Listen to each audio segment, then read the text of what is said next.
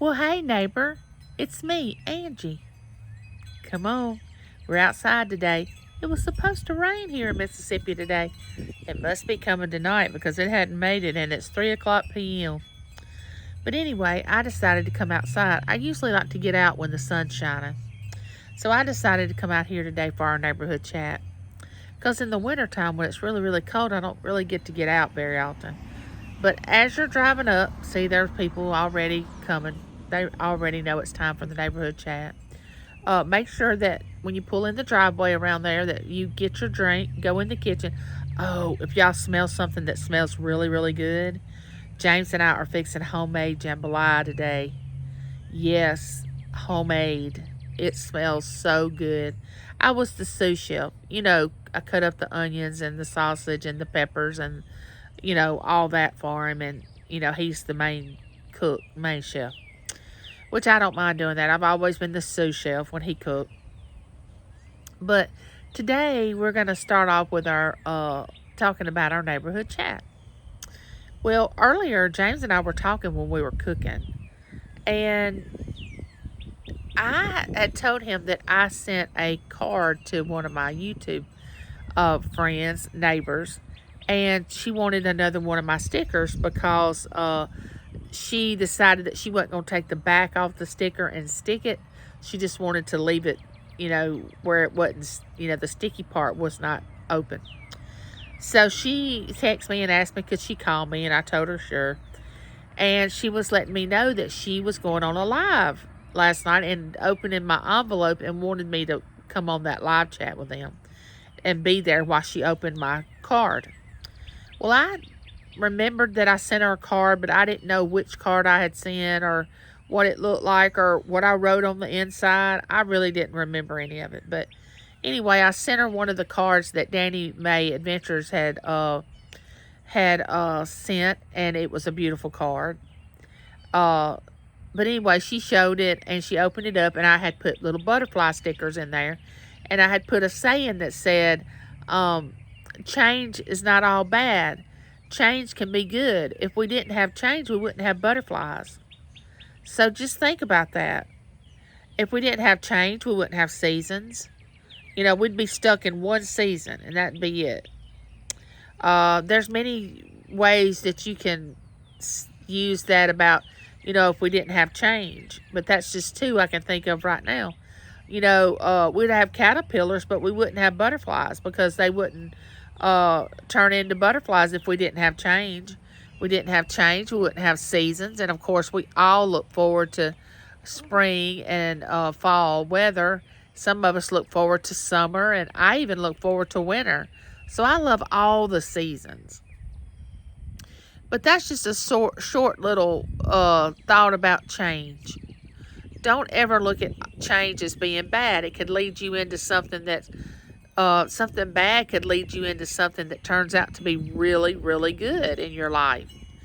Don't be scared of change. Don't be fearful of change. Walk through change with a open mind. Think about, oh my gosh, what good is going to come out of this? But anyway, that's just a little tidbit before we get into our neighborhood chat. That's not what our neighborhood chat is about. But I just wanted to throw that in there. Well, here we are outside under this blue sky with a few clouds, a sun shining. It's probably about 70 degrees here. Beautiful, beautiful. I got my feet planted on the ground so I can get to just touch the earth a little bit and get grounded. That's always healthy for you to do too. I don't know if you know that. But today, our neighborhood chat's going to be about friendship. We call people our friends. We say, oh, that's my friend. She's my friend. He's my friend. They're my friends. But do you really know what a friend is? In the Christian world, in our Bible, it says, a friend sticketh closer than a brother. So if you really have a true friend, they're going to stick by you probably better than some family members do. I'm not saying always, but a lot of times that does happen. But, you know, being on YouTube, a lot of people think that everybody's their friend, and they're not. And you have to be really careful. And it's like I always say, you can love people and you can have acquaintances, but you have to walk gently around people, because when the rubber hits the road, they're not your friend. You may be an acquaintance to them. Uh, let something happen within our YouTube community, and you'll know who's friends and who's not friends. You'll know who fits in and who doesn't.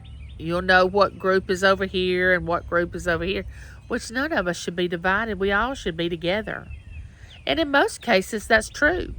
But you do have a few of those little squabbles and things that go on that separate people that used to be friends or so-called friends, which really wasn't friends, because I can tell you this, the friends, you have friends that come and go, and you're there in your life for a short time to teach you a lesson or for a reason. Then you have those long life friends that will be there forever, and I have two of those that I can say that I could call them anytime and they would immediately be here for me. And sometimes we don't have to see each other all the time or talk to each other on the phone or message each other or do anything like that, but we just automatically know that if we need each other, that we're available. And I already know that. I say a lot of times on YouTube, hello sister. I call a lot of people on YouTube my sister. You know, I hate to start naming everybody that I call my sister, because I don't want to leave somebody out. Which I do that as a endearment. You know, to say, you know, I love you like a sister. You know, I think of you as, we could probably be sisters. But when you're talking about a friend, it's the same, because you can be a friend with your sister. There's no doubt in my mind. But we do have relationships outside our immediate family that we call friends. And I don't want to say a lot, but sometimes people don't have friends where they live, and they get on YouTube and they are under the belief that just because someone is nice to them or they are their friend for a short time, that they're going to be their friend forever. And it's not going to happen, because, you know, there's miles and states and countries that separate people on YouTube. I mean, they can cut you off in a minute. I mean, for instance, they may want to come over to your channel to get subscribers, neighbors, because you have thousands of neighbors, and they want to befriend you for a little while to get some of your neighbors to come over and subscribe to them. And then after they get those, they don't want to have anything else to do with you. They don't want to, you know, put up with you. They don't want to tolerate you. They don't want to speak to you, you know, and you don't even know why or what you've done. So it's a lesson learned. You know, when somebody comes into your life on YouTube, start off slow. Don't just jump into that like, you know, we're best friends, we this, we're that. And I can say that some people on here that I've noticed have become best friends. And I think that's wonderful. I'm so happy that they have, and they needed that. I have a lot of acquaintances on YouTube. I consider I have a lot of friends on YouTube. But I also, in my personal life, have the friends that I would need to go to if something happened to me in my life. You know, a lot of people on YouTube have a high expectation that people are going to meet their need, and it's not met. You know, meet their need financially because they say they're your friend, or meet your need emotionally, or spiritually, or whatever, because, you know, it's a lot of energy to be somebody's friend. I'm just going to tell you. It takes a lot of responsibility and energy. And I was at the point in my life one time, and I would just say, I just don't have the energy to have a close friend. I don't have the energy to put forth to give what it takes to give to be somebody's friend. I don't feel that way now. I feel like I can be a friend to a lot of different people. But at one time in my life, I really felt that way. Know the difference between acquaintances and friends. And know the difference between friends and good friends. There's a difference in that. I'm not saying you can't make friends on YouTube, because I have made a lot of good friends on YouTube. I feel like I have. But you have to be a friend to have a friend. Now, you might need to say, have I been a friend to people on YouTube? Or have I just caused drama and been like demanding?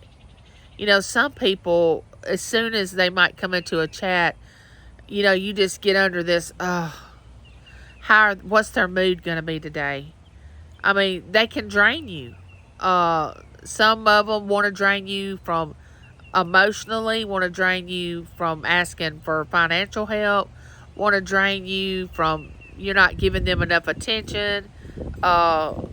You know, that's why I'm saying you have to really be careful about who you befriend on YouTube. I'm not saying stop getting to know people on YouTube. I'm just saying walk gently toward people and be nice to them. And if something happens and you become friends and real good friends, hey, that's wonderful.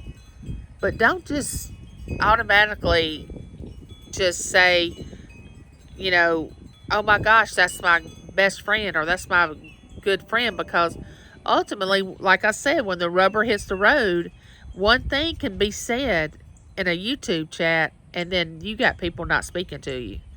You got people that don't want to have anything to do with you, or they find out that you are using people financially, or using people to get neighbors, or you don't ever give back and you just take. I mean, that's a problem. So just remember, on YouTube, and I'm specifically speaking about YouTube, when you go into a chat and you want to be friends with somebody, or you say they're your friend, just make sure that you're being a friend in return. I mean, make sure you're not using that person for anything. Make sure that you're not doing it because you feel like everybody else in the chat is being friends with them. You know, it's one thing to speak to somebody in a chat, and I think that's great. We all should, you know, speak and be nice. But when you've had a bad experience with a YouTuber, and you know that your husband has told you, that's not going to happen, because if that person comes back around, they're going to get their feelings hurt, and you need to just stay away from that person. Now, I can't cross that boundary because I've had my husband say that to me. So that's only the one and only experience I had with somebody on YouTube. He said, no, ma'am, that's not going to happen anymore. And, you know, like he said, now you don't want me to handle it, do you? And I'm like, no, I don't. So he said, okay, I'm going to let you handle it. And the way I knew how to handle it was stay away, don't say anything, and move on. Which I'm not angry or upset about it. You just have to have boundaries. And unless that's another thing we need to talk about. In YouTube, you have to have boundaries. You can't let somebody just come in and take over, number one, your channel, your feelings, who you are. And just because everybody else is going along with what everybody else likes, don't just go along with it because everybody else is going along with it. I mean, if somebody comes in and says they don't like something and you like it, I mean, be true to yourself and say, I'm sorry, but I like that. Or, I'm sorry, I like that person. Just because everybody else may not like them, I like that person. You know, but like I said, I've only had one person in YouTube that I've had to do like that. And I'm sorry it happened, but this person I'm talking about did not know what boundaries were, and still does not know what boundaries are. But it was a lesson learned. And when you have something like that happen, you take it and you learn from it. But it didn't stop me from getting to know other people on YouTube, because I have wonderful communications with people. People that communicate with me on a daily basis. I mean, there's not a day that doesn't go by that I don't get a card or some, they gifted me something, which that's not why I'm their friend. But and I love to give on my live chats, and I don't give because I want them to be my friend. I give because I'm a giver. Somebody made a remark, oh, that person gives just because they want to have friends. Oh, I have a lot of friends without giving anything. I have that type of personality. I can have friends. I'm not one of those people that sit over in the corner and I'm shy. I'll get right out in the middle of a conversation and just go with it. Y'all all know that. So no, that's not why I do giveaways on my live stream. I don't want you to be my friend. I feel like if you're in my live stream, you want to be there because you want to be there. But anyway, just remember, I love you all, and there's nothing you can do about it. And you all are my friends. Now, what level of friendship we're on, I don't know. Some levels are higher than others. Some levels could be higher than others. And some may be growing. Some friendships may develop, may grow. This is something to look forward to. But everybody connects with everybody differently. So you can't expect, why do you want to have, it's hard to have 10 women in a group that are all friends. I'm just going to tell you, I've never seen that. I worked at the bank, another banking story. I worked in the back, and I had a man that was a boss. I love male bosses because and this guy that was my boss, we called him one of the girls because he just fit right in. He was so funny. His name was Gary, and he was an awesome boss. But you could talk to him about anything, and he was like just one of the girls. He'd tell you like it was. But I was the only one back there with him, and across the hall was the mortgage department, and there was 2 women over there, and we all just kind of hung out together. And actually, those 2 women across the hall were really good friends of mine. Well, then you would have the front of the bank where the secretaries were for all the loan officers. And it never failed. Every day, they would come back there and just start talking about each other. Talk about the other secretaries up front and how they were tired of them and how they didn't like them. And they would tell personal things about them. And they would sit down in front of my desk and they would tell things that they had known about what that person had lived through and what they had done. Because at one time, you'd take 2 of the secretaries and they'd go out to lunch and they'd be real good friends. Well, 4 or 5 months later, those 2 were, arguing and in a argument, and then the other one would get to be a friend, and it was just go in cycles. One day they're your friend and the next day they're not. I don't believe in that.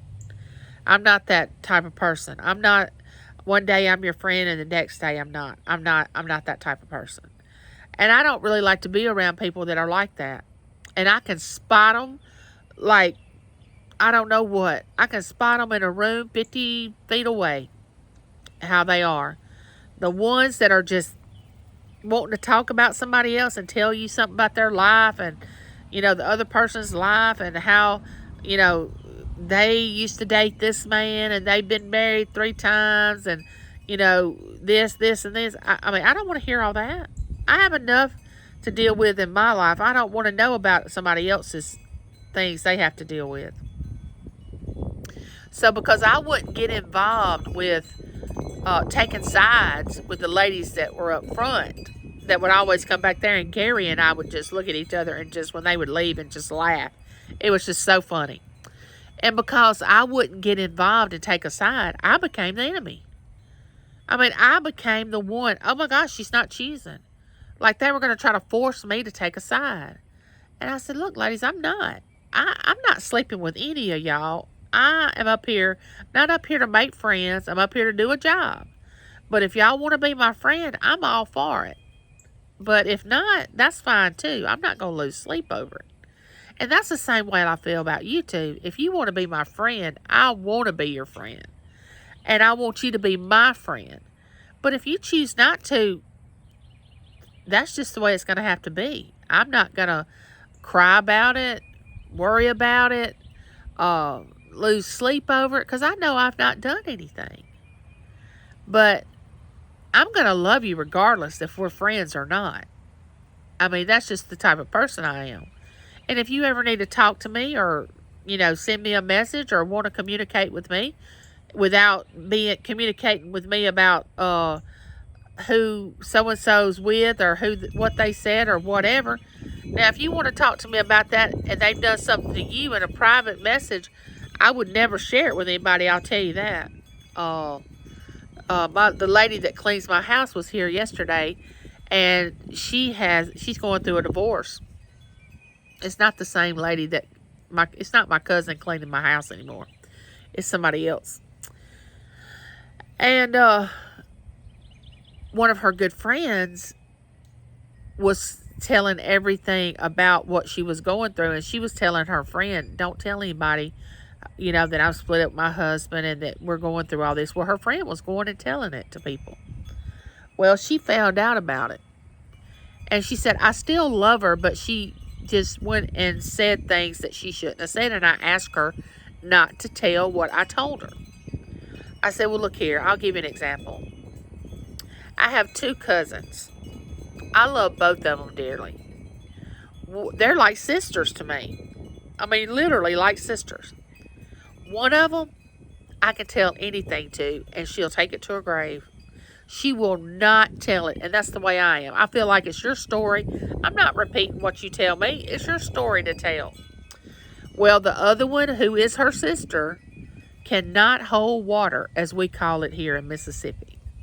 You tell her something, she is going to repeat it. And she already knows it.